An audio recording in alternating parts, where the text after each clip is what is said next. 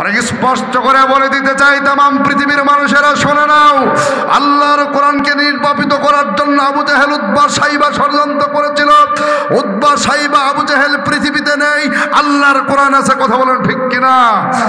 এই পৃথিবীর থেকে পাক ভারত উপমহাদেশে ইংরেজরা চেয়েছিল আল্লাহর কোরআনকে পুড়িয়ে ফেলে, আলেমদেরকে হত্যা করে পৃথিবীর থেকে আল্লাহর কোরআনকে বিদায় করে দেব। কিন্তু পাক ভারতে আল্লাহর কোরআনকে পুড়িয়ে ফেলা হয়েছিল। একটা নয়, দুইটা নয়, 70,000 আলেমদেরকে গাছের সাথে ঝুলিয়ে ফেলা হয়েছিল, হত্যা করা হয়েছিল। কোরআনের হাফেজদেরকে হত্যা করা হয়েছিল, গাছের সাথে ফাঁসির মঞ্চে নিয়ে যাওয়া হয়েছিল। কিন্তু সেই ইংরেজরা নেই, আল্লাহর কোরআন এখন আছে না নাই? সুতরাং স্পষ্ট করে বলে দিতে চাই, আবু জেহেল যেমন পারে নাই, উতবা যেমন পারে নাই, সাইবা যেমন পারে নাই, ইংরেজরা যেমন পারে নাই, আজকের পৃথিবীতে তাম পৃথিবীর অমুসলিমরা যতই ষড়যন্ত্র করো না কেন, যতই তোমরা পাইচারা করো না কেন, আল্লাহর কোরআনের বিজয় নিশ্চিত হবেই হবেই। কথা বলুন ঠিক কিনা? আমরা মনে করি আগামীকাল সূর্য উঠবে যেমন সত্য, আল্লাহর কোরআনের বিজয় হবে সত্য। কথা বলুন ঠিক কিনা? তার মানে আগামের পৃথিবী, ইসলামের পৃথিবী, আগামের পৃথিবী, টুপিয়ালার পৃথিবী, আগামের পৃথিবী, কোরআনের পৃথিবী, আগামের পৃথিবী, খোলায় ফায়রা শহীদদের নমুনাই পৃথিবী পরিচালিত হবে। কথা বলুন ঠিক কিনা?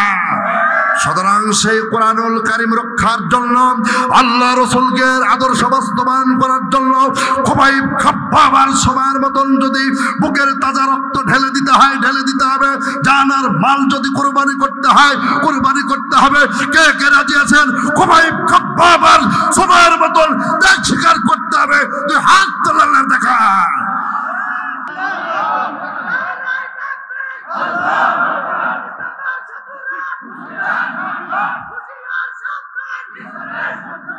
গরম পানি আছে। প্রিয় ভাইরা, রাগ করলেন? রাগ করবে তারা শরীরে অ্যালার্জি আছে যাদের। কথা বলেন। আচ্ছা, অ্যালার্জি যাদের আছে বলুন তো, গরুর গোশ ভালো না খারাপ? অল্প। ইলিশ মাছ, তাহলে গরুর গোশও ভালো, ইলিশ মাছও ভালো। যাদের শরীরে অ্যালার্জি আছে তাদের জন্য কি গরুর গোশ ভালো? ওর চুলকানি সব। যাদের শরীরে অ্যালার্জি আছে ইলিশ মাছ ভালো না খারাপ? 2000 টাকা কেজি, ওর কি শরীরে সহ্য হবে? এই সমাজে কিছু অ্যালার্জিওয়ালা মানুষ আছে, আছে না নাই? আজকে গোটা পৃথিবীর মুসলমানদের হৃদয় একটা ব্যথা, একটা আঘাত হেনেছে। আপনারা সকলেই জানেন সুইডেনে কোরআনুল কারীমকে পোড়ানো হয়েছে, ঠিক কি না? আপনারা দেখেছেন না? ডেনমার্কে আল্লাহর কোরআনকে পোড়ানো হয়েছে, টুকরা টুকরা করা হয়েছে।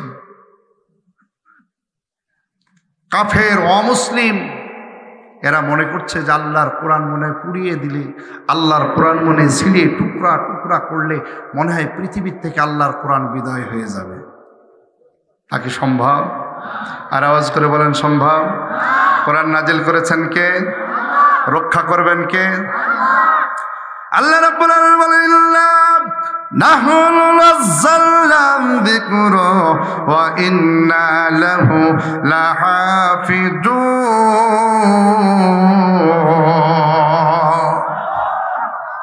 আল্লাহ ডাকতে বলেন, পৃথিবীর মানুষেরা শোনো, এই কোরআন নাজিল করেছি আমি, আর কোরআনের সংরক্ষণের দায়ভার নিয়েছি আমি। এখন যুবকদের মতো নামাজ করে বলেন, সুইডেনে যদি কোরআন পুড়ে ছিঁড়ে টুকরো টুকরো করে দেওয়া হয়, ডেনমার্কে যদি আল্লাহর কোরআনকে পুড়িয়ে টুকরো টুকরো করে দেওয়া হয়, তাম পৃথিবীর অমুসলিমরা যদি আল্লাহর কোরআনকে পুড়িয়ে ফেলে, বলুন তো এই পৃথিবীর থেকে আল্লাহর কোরআনকে কখনোই কি নিস্তব্ধ করা সম্ভব? কখনো কি আল্লাহর কোরআনকে মিটিয়ে ফেলা সম্ভব? কোরআনের আলোচনাও বেশি হয়েছে, মসজিদও বেশি হয়েছে, মাদ্রাসাও বেশি হয়েছে, সিটার বাটপার বদমাশ শয়তান জেনাকর সুদখোর বাটপার সব ভরে গেছে। কথা বলেন ঠিক কিনা? কেন রে ভাই? কারণটা কি? কারণ হলো কয়েকটা, তার মধ্যে একটা কারণ বলবো, প্রতিনিয়ত তাফসির হলে তাফসির কমিটিদের নিয়ত খালেস না, যারা আমরা বক্তব্যের জগতে আছি আমাদের নিয়ত খালেস না। আমরা মঞ্চে উঠি আগে চিন্তা করি যে আগামী বছর একটা দাওয়াত জেনে হয়, চেতাইতে হবে। কোরআন থেকে হাদিস থেকে কথা বলার বিষয়টাকে ভুলে যাই, আজে বাজে কথা বলে শেষ করে দিই। আছে না নেই? শ্রোতারা চিন্তা করে হুজুর ভালোই চেতাচ্ছে, এটা শোন। ফজরে আজান হয়ে গেলে একজন একটু টের পেল না, জাগ্রত হলো না, নামাজও পড়লো না। এই হলো আমাদের অবস্থা। এই অবস্থার কারণে তাফসীর মাহফিল বেশি হওয়ার পরেও সমাজের কোনো পরিবর্তন হচ্ছে না। আগেও বেনামাজি এখনো বেনামাজি, আগেও সুদখোর এখনো সুদখোর, আগেও জানাখোর এখনো জানাখোর। আওয়াজ করে বলুন ঠিক কিনা? এখানে বসতে হবে ইখলাসের নিয়তে, দিলের কান দিয়ে ভালো নিয়তে, যে আল্লাহ আজকে কিছু কথা শুনবো কোরআন থেকে, তুমি একটা কথা হলো আমল করার সুযোগ আমাকে করে দিও। এই নিয়ত করে যদি কেউ বসতে পারে, আল্লাহ দিনের পথ তাকে সহজ করে দেবেন। কি করে দেবেন? দিনের পথ আল্লাহ সহজ করে দেবেন। আর যদি এই নিয়ত না থাকে ভাই, তাহলে জীবনেও কোনোদিন কারোর পরিবর্তন হবে না। মায়ের আমার বন্ধুরা আমার, কোরআনুল কারীম আল্লাহর নবী বলেছেন পৃথিবীর সবচেয়ে বড় দামি কিতাব। এই কিতাবের মর্যাদা তো এত বেশি, নবীজি বলেছেন মান করা আল কোরআনা ফাস্তাজহারাহু ফাহাল্লা হালালাহু ওয়া হাররামা হারামাহু আদখালাহুল্লাহুল জান্নাহ। আল্লাহর নবী বলেন, কেউ যদি আল্লাহর কোরআনের আলেম হয়, হাফেজ হয়, হালালকে হালাল জানে, হারামকে হারাম জানে, তার মানে হলো তার ব্যক্তি জীবন, পারিবারিক জীবন, সামাজিক জীবন, রাষ্ট্রীয় জীবন কোরআনে বর্ণিত হালাল, কোরআনে বর্ণিত হারাম অনুযায়ী যদি জীবন যাপন করতে পারে, আল্লাহর নবী বলেন তার স্থান আল্লাহর জান্নাত দিয়ে দেবে। এটা জোরে বলা যাবে কি সুবহানাল্লাহ? তার স্থান কোথায়? আরো আওয়াজ করে বলেন, আরো আস্তে বলেন।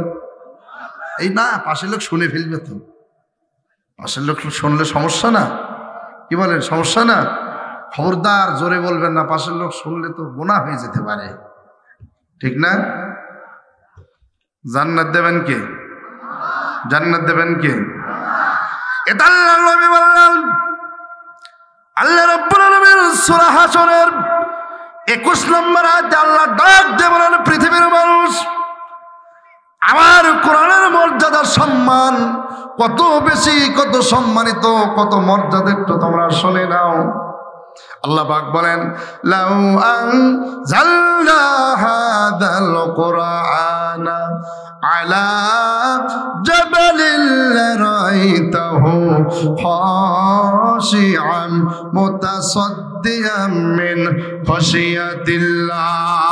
জোরে বলেন আল্লাহু আকবার। আল্লাহ পাক বলেন, পৃথিবীর মানুষ, আমার কোরআন যদি আমার নবীর উপরে নাজিল না করে, আমার কোরআনটা যদি আমি পাহাড়ের উপরে নাজিল করতাম, আমার কোরআনের মর্যাদা, আমার কোরআনের ভার তো বেশি, পাহাড় সহ্য করতে পারতো না, বরং পাহাড় আল্লাহর ভয়ে কোরআনের মর্যাদার কারণে ভেঙ্গে তছনছ হয়ে যেত। শুধু তাই না, বিদায় হজের দিন বিশ্বনবীজি ১৬ লক্ষ সাহাবীদের কিনে একটা বক্তব্য দিচ্ছিলেন। সাহাবারা লক্ষ্য করলেন, নবীজি যে উটের উপরে বসা, উট থর থর থর থর করে কাঁপে, উটের পা গুলো শক্ত জমির মধ্যে ঢুকে যাচ্ছে, চেহারা লাল হয়ে গেছে, কপাল দিয়ে টপ টপ করে ঘাম ঝরে। সাহাবারা আশ্চর্য হয়ে গেলেন, আল্লাহর নবীকে প্রশ্ন করলেন, ইয়া রাসূলুল্লাহ, হাবিবাল্লাহ, হুজুর বক্তব্য দিয়া কঠিন কাজ, এই জন্য আপনার চেহারা লাল হয়েছে। ইয়া রাসূলুল্লাহ, বক্তব্য দিয়া কঠিন কাজ, এই জন্য আপনার চেহারা থেকে ঘাম টপ টপ টপ টপ করে ঝরে। নবী গো, আমাদের প্রশ্ন হলো এই, আপনি যে উটের উপরে বসা, উট কেন থর করে কাঁপে, উটের পা গুলো কেন শক্ত জমির মধ্যে ঢুকে যায়। আল্লাহ নবী ডাক দিয়ে বললেন, ও সাহাবীরা, এটা আশ্চর্যের কোনো বিষয় না, এটা আশ্চর্যের কোনো বিষয় না। আল্লাহ রাব্বুল আলামিন এই মুহূর্তে সূরা মাইদার 2 নম্বর আয়াত আমার উপরে নাজিল করেছেন। এই আয়াতের ভার, আয়াতের মর্যাদা এত বেশি, আমি নবী তো দূরের কথা, আমি যে উটের উপরে বসা, উট সহ্য করতে পারে না, উটের পা গুলো শক্ত জমির মধ্যে ঢুকে গেছে। এ সাহাবীরা, জিবরাইল আলাইহিস সালাম এই মুহূর্তে আমার উপরে সূরা মাইদার একটা নাজিল করেছেন।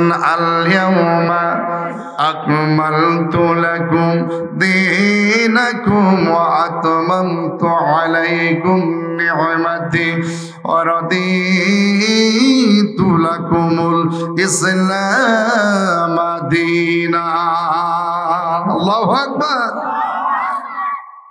নবীজি বলছেন, এ সাহাবীরা আশ্চর্য হও না, এই মুহূর্তে জিবরাইল আলাইহিস সালাম আমার উপরে একটা আয়াত নিয়ে এসেছেন। সূরাটার নাম হলো মাইদা, আয়াত নাম্বার 2। এই 2 নম্বর আয়াত আমি নবী যেই উটের উপরে উটে বসা অবস্থায় নাজিল হয়েছে। এই আয়াতের মর্যাদা এত বেশি, এত ভার, আমি নবীর চেহারা ঘেমে গেছে, উট সহ্য করতে না পেরে শক্ত জমির মধ্যে পা পর্যন্ত গেড়ে গেছে। আল্লাহু আকবার। এখন বলেন, এই কোরআন যদি আমরা পড়ি, আমরা মানি, আমাদের মর্যাদা কমবে না বাড়বে? আওয়াজ করে বলেন, আমাদের মর্যাদা কমবে না বাড়বে?